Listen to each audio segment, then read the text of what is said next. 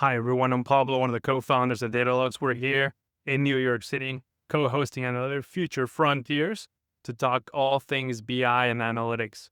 It's going to be amazing. We got a great panel and we got food, tacos, beer, and drinks. So it's going to be great.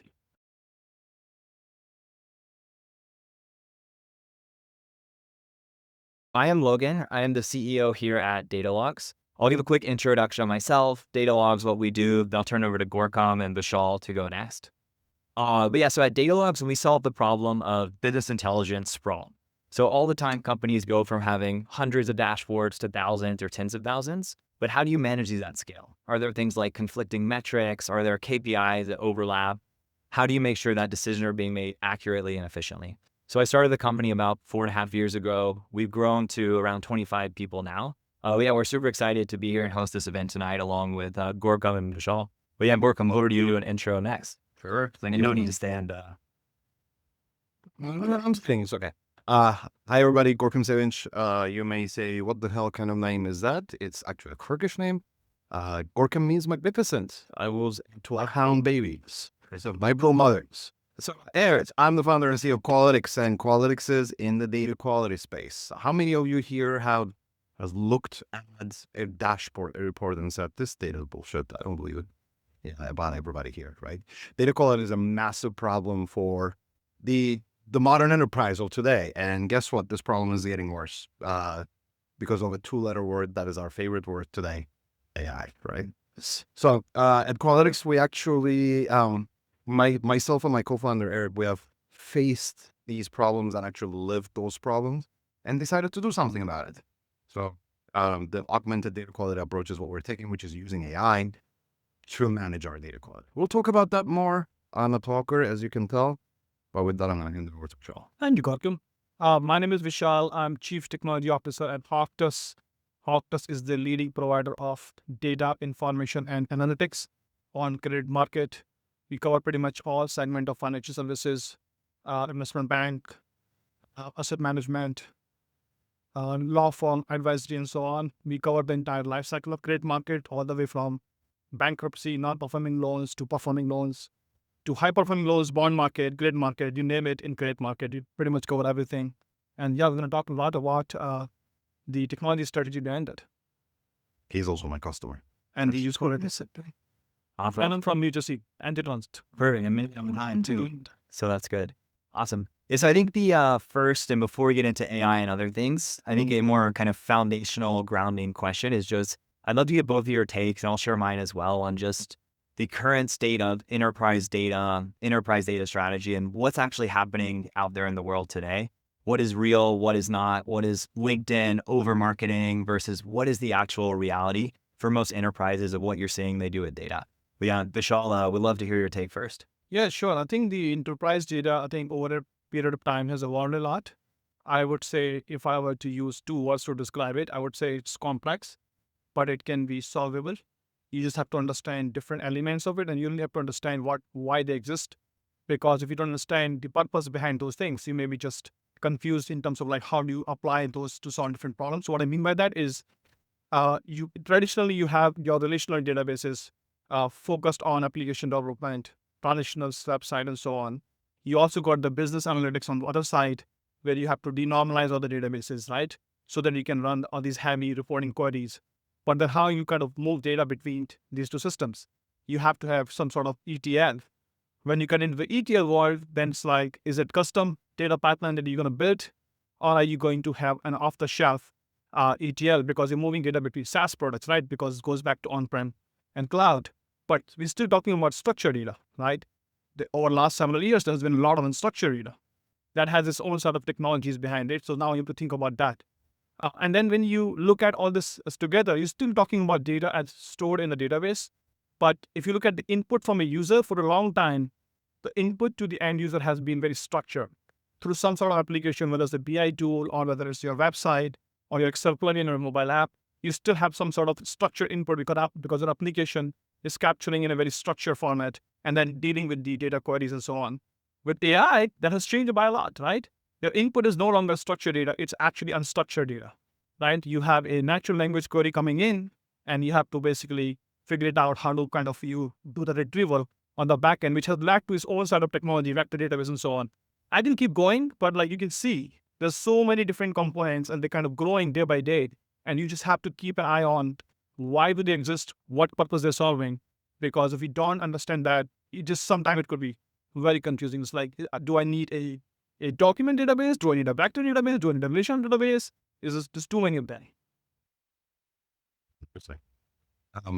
I have questions for you about that actually.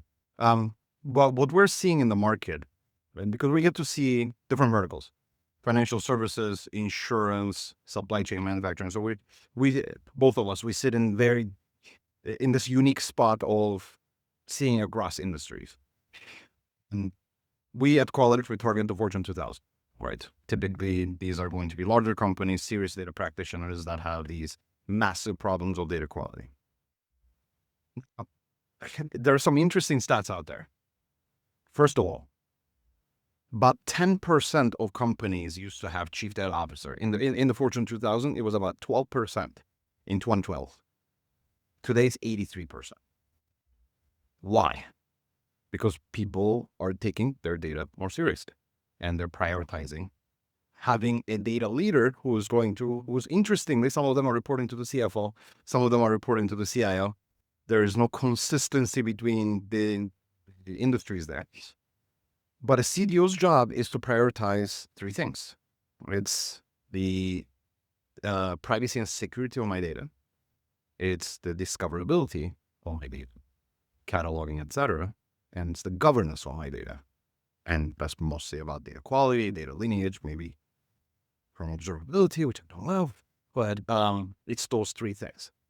So now these chief data officers are also being challenged to implement AI and give us an AI strategy. And they are chasing their tails a little bit. Out of the Fortune 2000s that I speak to, I would say 99% of them have AI initiatives at the board level. Everybody is doing something about AI. Guess how many of those actually have AI in production? It's less than 10%. Very little. Why? Why is that? Well, what I see is that we're actually enabling derivative uses of data and essentially making any employee in my organization to become a data steward, right? To become a data analyst and generate previously unknown insights. Do I trust that insight that person is going to generate? I don't, right? So I need to get my house in order, and getting my house in order means I need to do governance, privacy, security. I need to do all the things. Those investments have accelerated significantly, I would say, in the last 2 to 3 years. Is that what you're seeing, Logan? Yeah, there's some really good points about it. So I agree with a lot of it, but I think there's one or two that I may challenge or counter you a little bit on. Do it. But like, I think throughout any enterprise today, like the amount of data being consumed is the highest it's ever been. But every time data is used, there's a cost associated with that. There is compute to get from your S3 bucket into a warehouse that's consumed by a BI tool or into some enterprise application. And there's also a risk associated with it. And the risk that we see the most is that data, the decision being made, is it accurate? Is the data reliable? Is it's an AI tool? Are there hallucinations? Is it from noise? And so I think like enterprises today, data is available. The self-service, the data literate problem that everyone talked about 3-4 years ago is very much solved. But there's this new introduction of problems. As you get more and more people interacting with data, you have more costs going up and you have more risk. And then the one point I guess I challenge you a little bit, Gorkam, on, and maybe not challenge, but just like curious your take as well, is like we're seeing more CDOs than ever. On the federal side, I think every agency is required to have a CDO today and a chief AI officer. But we're also seeing that CDOs as a whole have one of the highest turnovers in terms of job security and role. Like at so many of our customers at Datalogz, like we've been around as a company 4.5 years. We're on our second, third CDO at these companies. Yes. And it feels like, okay, one scenario our investors believe is, hey, the CDO randomly left. This deal is going to get delayed a little signing. Mm-hmm. But after hearing this 4 or 5 times, we realize like, is the CDO role there to stay? Are there changes in the market that are bigger? And I even like Vishal from a CTO perspective, are you inheriting that role as a CDO? But that's the one, I guess, challenge point is like, is that a I'm going to long-term? jump in, and I'm going to be very curious about what Vishal says here, because you don't have a CDO, but you are CDO a little bit too. What we are seeing is, yes, we're seeing the turnover. The turnover is happening partly because those people are going to a bigger company and becoming a chief data officer of a bigger organization, and they're getting paid more. And sometimes they are simply not performing because the CDO job is very, very vague. We're saying it's security, privacy. We're saying it's discoverability of data, and the governance of data. But everybody has their own opinions about what each of those things mean. And you can scrape by as a CDO for the first year so easily by just throwing terms out there that mean nothing. We have seen some of this quite in the market there, but I think that's maturing, right? This is exactly where CISOs were 15 years ago. There was a lot of more turnover of CISOs. Eventually, really the market understood and solidified what that role is. What do you think, Vito? Yeah, I think it's interesting. I think if I think about the spectrum of, I guess people in an organization, you got, on one side, very business heavy people, and you got on the other side, very technology heavy people. And I think CDO is somewhere in the middle, right? They can understand enough about the data to be able to articulate that with the business folks, relatively easily, not like using all the engineering jargons. But then they also understand technology enough, which is a good thing because it's a balancing act. But what the downside is that everybody, as you said, everybody has an opinion on it because everybody can kind of understand it, right? It's hard for someone to opine on a technical architecture, then be like data canal, right? Should I define data set this way or should I define that way? A business person can, easily have a strong opinion on it. And on what basis you gonna justify that? No, my way of cataloging data is superior than yours, right? It gets into that dialogue very easily. And that's the downside of a CDO. And I think sometimes you just have to be really thoughtful about, what your vision is and how you present in your strategy. And I think that sometimes that comes after the fact. And there are new roles that are being defined constantly. So all of a sudden you're the head of data engineering. That was not a role 10 years ago. Now data engineering actual roles, the data pipelines, data deliverability, which is different than. So the way, Gorkum, we saw this at Octus is the way I have organized technology is you have head of application development that focuses on software development. You got head of platform engineering, that's your typical DevOps, SRE, application framework, and so on. But then we have a head of data technology, right, under me, who focuses on your entire data architecture, right? And, that allows us to build the technology in a more scalable way, right? But we still need on the other side, the stakeholders and data governance and compliance and all those functions. And I still think, the CDO role is important. I think you just have to define it and stand it up the line. Would you say that you're doing the CDO role? I would say that it's a shared responsibility on the technology side. Honestly, I oversee that, but there's also a lot of collaboration with our data businesses and who have the ownership on the data sets and data products and so on. So it's a collaboration, I think. Very interesting. Yeah, the I guess kind of last point on that role of definition and signing of what is a CDO. I think the other big kind of two categories we see at a company. We actually talked about this on a panel similar to this a few months back with a guy here who was CDO at Honeywell as well as Walmart. But he brought up a really interesting point is that chief data officers fall into either a cost center or a profit center. And I think a lot of forward-thinking companies is they are thought of as, hey, they are enablers of revenue. Can you tie a P&L statement to a CDO? Maybe. But at some companies as well as it's so hard. Yeah. But I mean, it happens. We'll, I guess, see how it shake out. The other piece on that is we're seeing a lot of our customers is the CDO is like almost rebranded to this transformation officer, and they're implementing AI and other things. Mm. And I guess that's a smaller sample size, similar to Gorkum. We're selling to Fortune 1000s, Fortune 2000 that adopt our technology and tooling. It's very large companies. But these transformation offices seem to be popping up and implementing AI, cleaning up what's happening out there in the world. Which is even more vague when you say chief transformation officer. What does that person do? Yeah. So I guess the title doesn't matter at the end of the day. Yeah. But okay. So I guess next kind of question topic, and would just love to hear your thoughts on current state of AI world, where it's going, what's direction, Qualytics with data quality, like the foundation there of solving problems. Vishal did an interview with NASDAQ a few weeks ago, big spotlight, bigger than this, talking literally about the future of credit intelligence and AI. So we'd love you all's take there, and then I'll share kind of Datalogz, how we view the market as well. Sure, yeah. I think when I did that interview, I think the main thing that I wanted to kind of convey to the audience is that AI at Optus is not something new. Our data science team has been building models at Optus way before ChatGPT was a thing.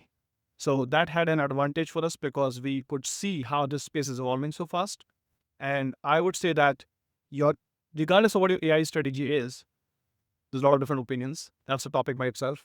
But your AI cannot be any better than the data that's powering the AI, right? So you have to think through your data strategy. If you haven't been thinking about your data strategy all this time, it's very hard for you to jump to this AI bandwagon and kind of hope that you're gonna land at the right place. And that whole conversation was all around like all those things that I mentioned before. How do you have to be thoughtful about those things upfront if you really want to have a successful AI strategy? You got to have a data strategy, and that will become a foundation for your AI strategy. And from an Optus perspective, do you think your successful implementation of AI is there? Yeah, I think because of the early investment in data architecture, we were able to launch Credit AI, which was first of its own kind, Gen AI application focused on credit market. We launched that a year before last year, and we've been iterating that. We were first focusing on the proprietary data set that you can only access through the Optus platform for only available for our subscriber. But then we would also bring private data in the Credit AI. Obviously, that requires its own sort of permissions and all that, which is another item in the data architecture that you have to think through about permissioning, because depending on which industry you are from, I'm sure you have some sort of regulation, some sort of compliance. In financial services, we deal a lot with private and public, wall and so on. So we have to factor those things upfront in our data architecture. Because we made those investments upfront, we were able to launch Credit AI Vault, and many other data products at much ease that would have been harder to kind of deploy AI, after the fact. Right. Yes, that foundation is so important to get right. And I guess if you launched that a year ago, you were ahead of the curve on a lot of companies. Yeah. And Gork, I know you opened with 10% of AI projects are successful, 99% of money is going there.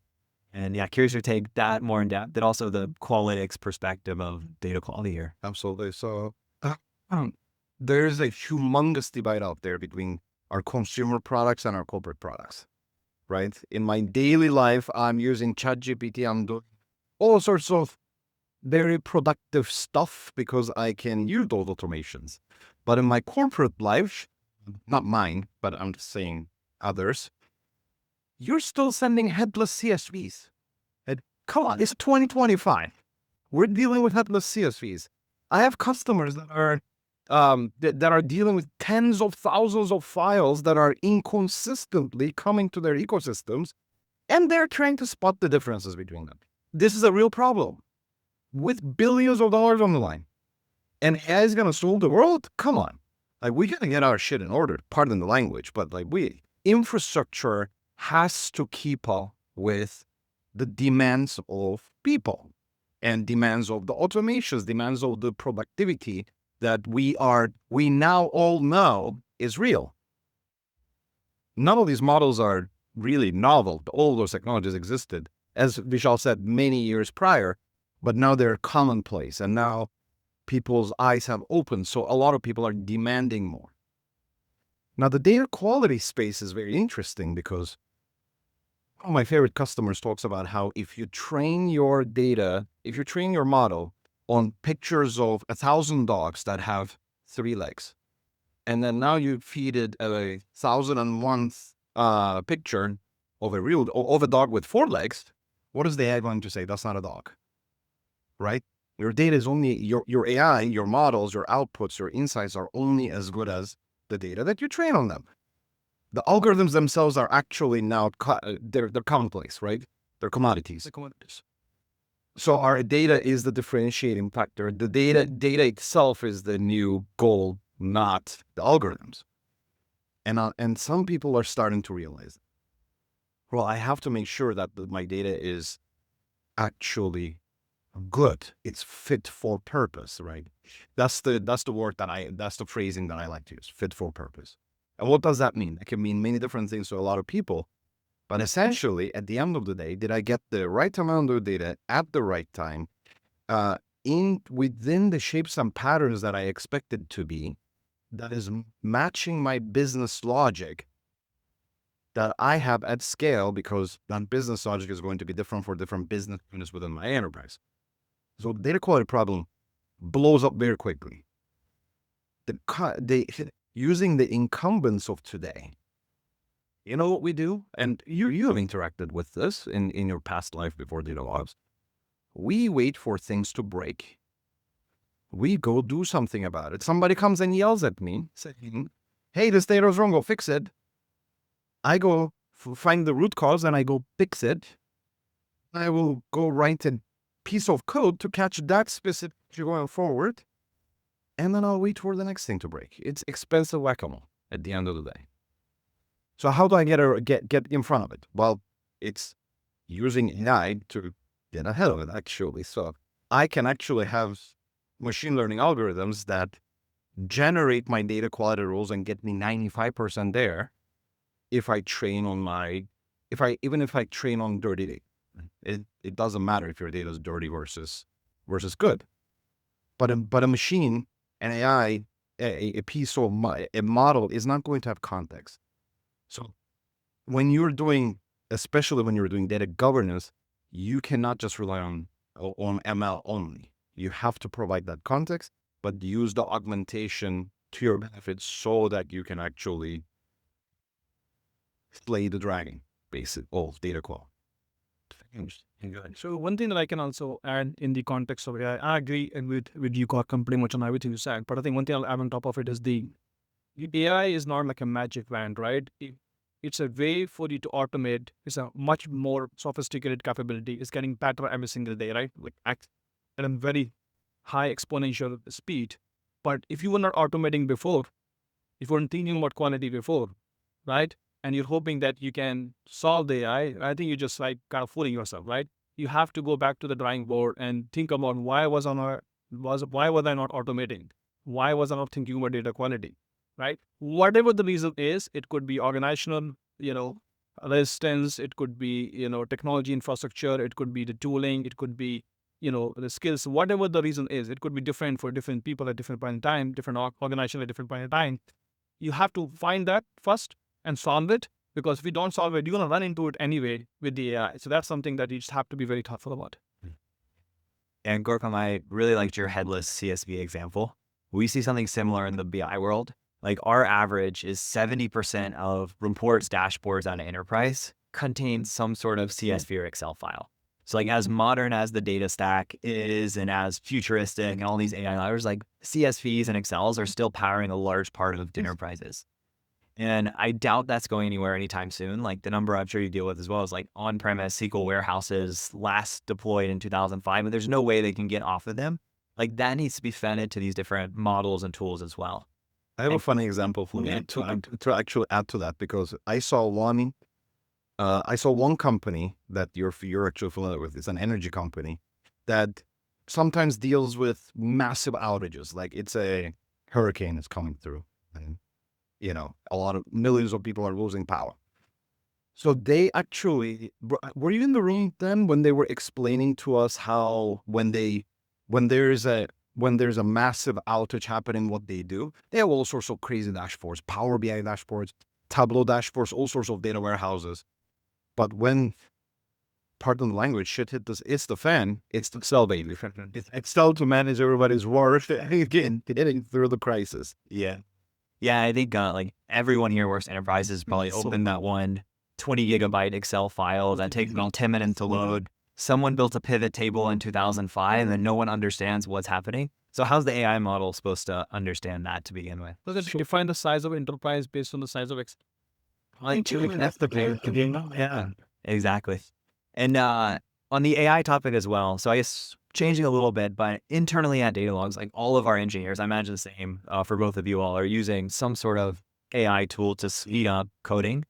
I'd argue the future of analytics and how people interact with dashboards, reports, create insights it's going to be a similar way. It's like not everyone's done it today, but you should be able to at some point ask a question and get a pointed in the right direction of what actually exists, what's right, what's accurate, as well as have an instant dashboard spun up. It kind of exists in Copilot. It kind of exists in Salesforce Einstein, but no one's actually doing it that well.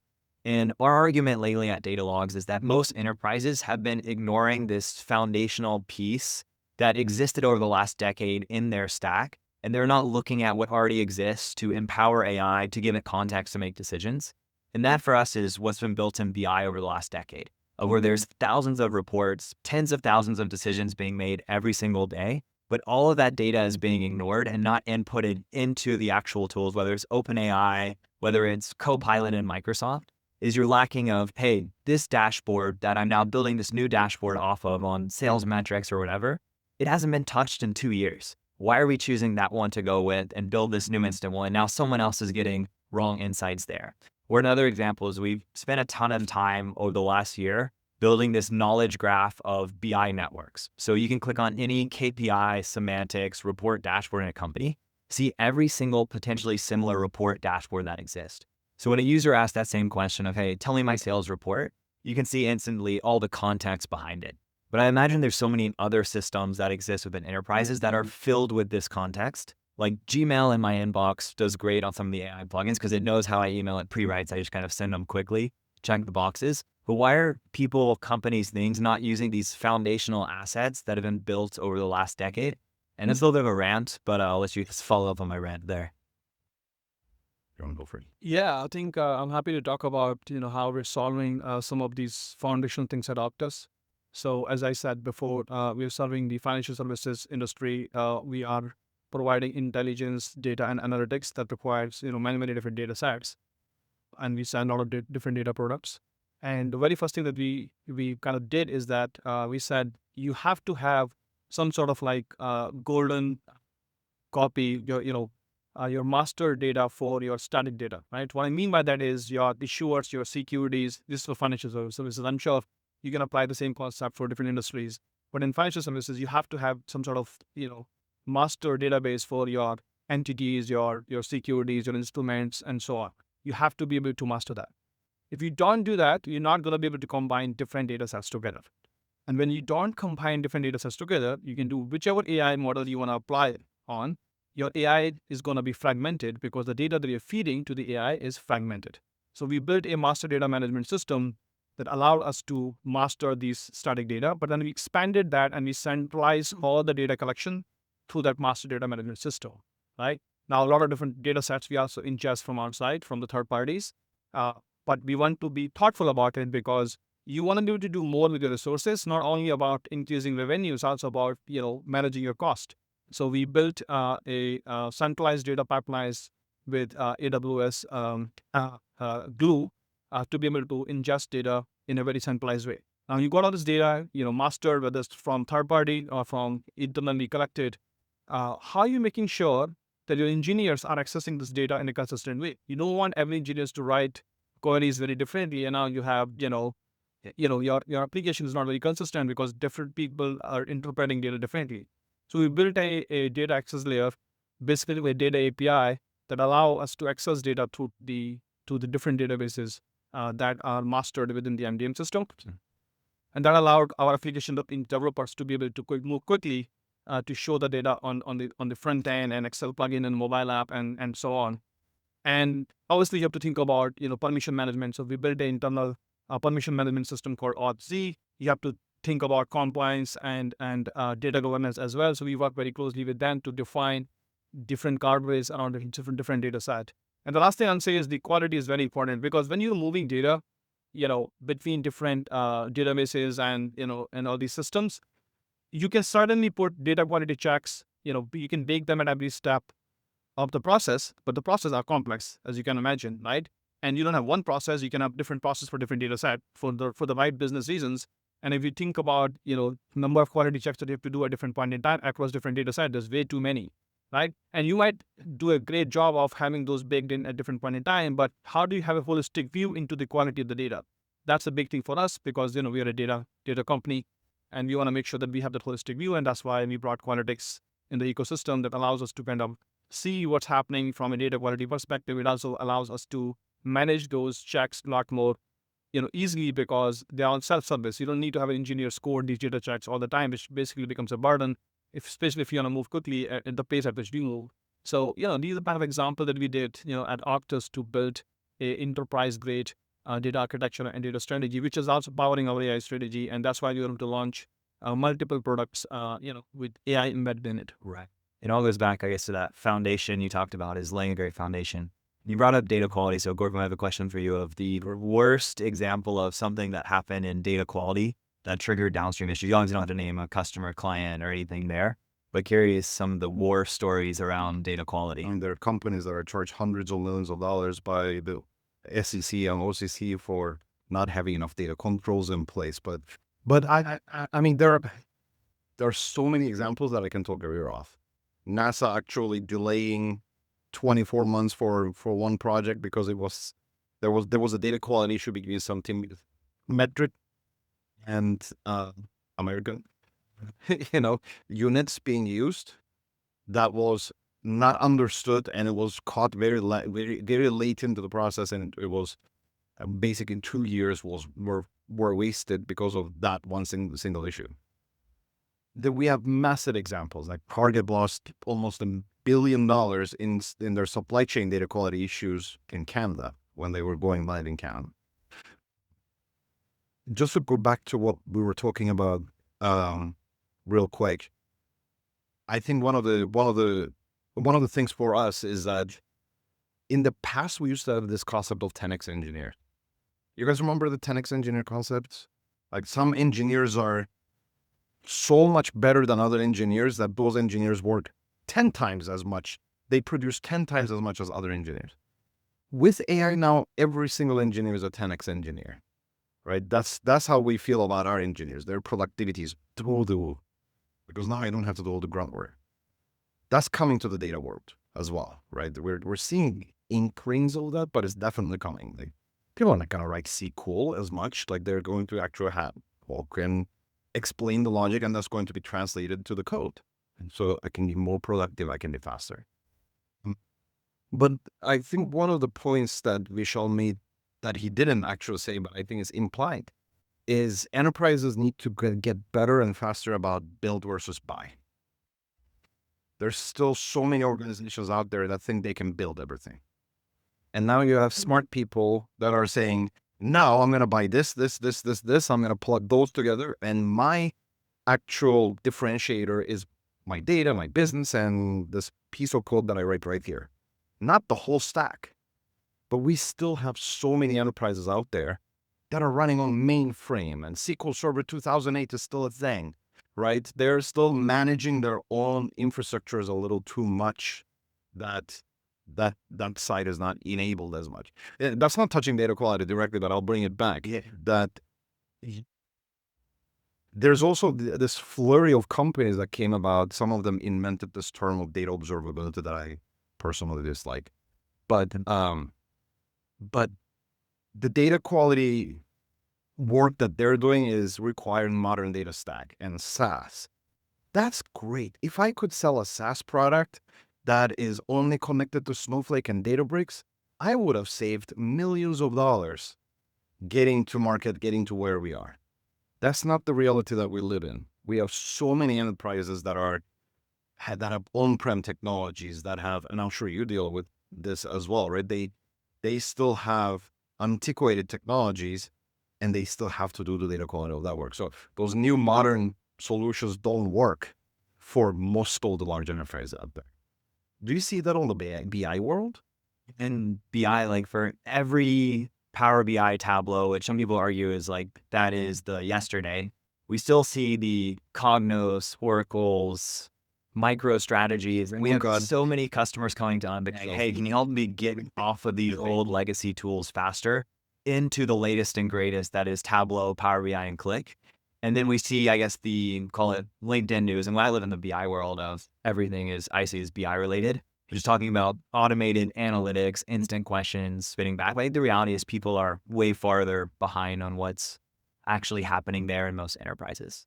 I think one topic we haven't really covered as much today, but we're in New York City. There's always a lot of finance people in the audience. I see Wells Fargo, Citi, all kinds of different financial technology related out here today. I think risk is a big topic that exists. For us at Datalogz, we see examples all the time. Like we had a customer of ours, someone took salary information as a CSV file, uploaded it into a BI tool, opened it up so anyone who could access that report could start downloading the salary information. And the link literally got passed around the entire organization. There was then unionized employees that found this, downloaded that information, and used it to negotiate against that company. So we see these crazy horror stories a lot on the BI side around risk. I can only imagine all the financial controls in place that some of our audience members are planning to think about. And AI only creates 10 times more the concerns of what could happen. So I'm curious to both of you of just overall take on, are we in a riskier market with new technology? Is it better controlled? You brought up permissions, governance.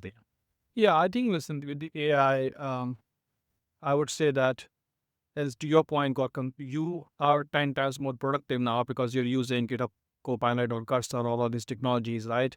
Which basically means if you're not thoughtful about what you're writing and what your architecture is and what your guardrails are, then if you were creating a technical debt at a rate of unit 1 per second, you're probably creating a technical debt of 10 unit per second, right? It's like it's like both sides of the coin, right? It's both sides of the coin. You are increasing the development velocity, but if you're not thoughtful about it, you are also creating a more of a debt, and that could mean bugs.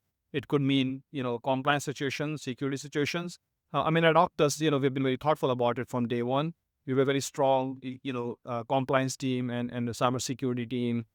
We have all sort of guardrails, in place in the software development life cycle. We have things like quality and so on. So there's a lot of things in place, at Octus that we are very conscious about these things, and we have to be, given where we are in our space. But I understand what you're saying, right? If you are adopting modern technologies, obviously you can move quickly, but you have to also make sure that you're not creating problems faster than ever before. Yeah. Absolutely. I'm a little delayed on answering your question, so I'm going to answer your previous question. But then I'm going to answer this question too. It's been a long day. Because it just came to me. The anybody familiar with the Lyft example of about a year ago? No. One person is again this one. Lyft in their earnings report, somebody fat fingered a revenue number, wiped out $1 billion of market cap in one day. CFO got fired. So did the director of finance. CFO got fired a week later, but I think we all know why. Fat finger in one report.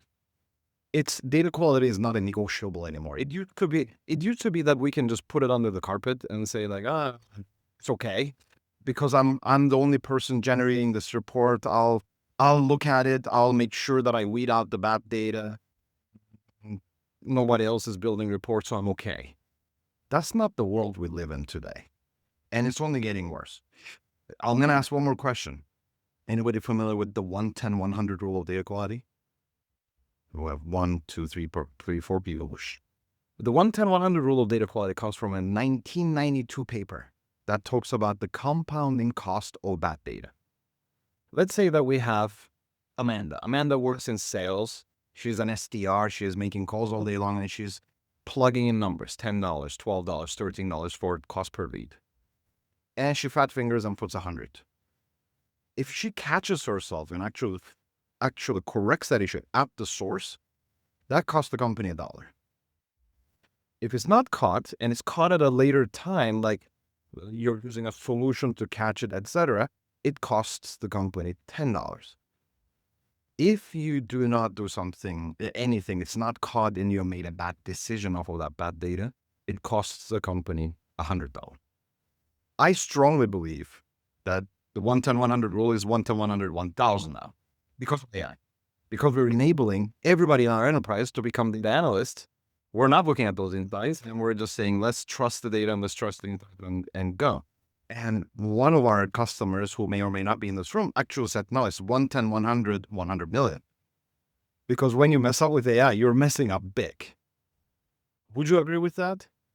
Yeah, I think, I mean, we say it all the time is a simple mistake in anywhere in the data stack is going to have an impact to decisions that are happening.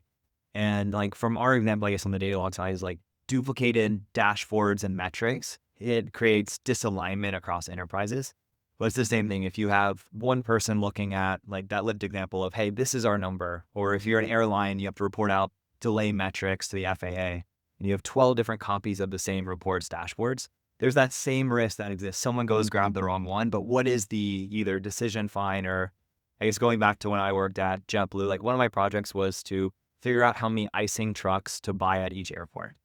And if I made simple mistakes in that data model and they were double, triple checked or grabbed data from a wrong feed, that's my input data on this project I was in 6 months building.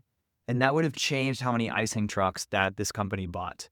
And in an airport, like if I messed up, maybe it would have been Houston Airport has 20 icing trucks and Boston has 0. Like probably had some big company risk of delay issues, but it goes back to quality of data. What's your input systems? Where is there things and how are they actually being used and consumed in the enterprise?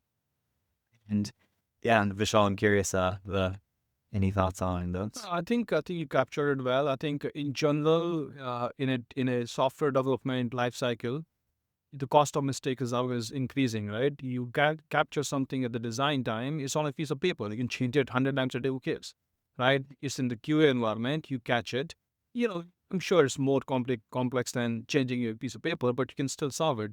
Once you put it into production, right, the cost of mistake is just different. It's your reputation at stake, right? It's all the changes that you have to make in production and QA and underload environment. So I definitely agree with you that the cost of making mistake is higher and higher as you catch these things later on. You have to be. I keep going back to. I'm sorry, I don't want to be like so much focus on foundational, but I genuinely believe that you have to be thoughtful about all these things upfront and define that end state view of your space on day one. I think one of the things that I've seen people often, kind of missing this is that they're like, we'll figure it out, right? As you said, when there's a problem happens, what we can figure it out and solve it, right?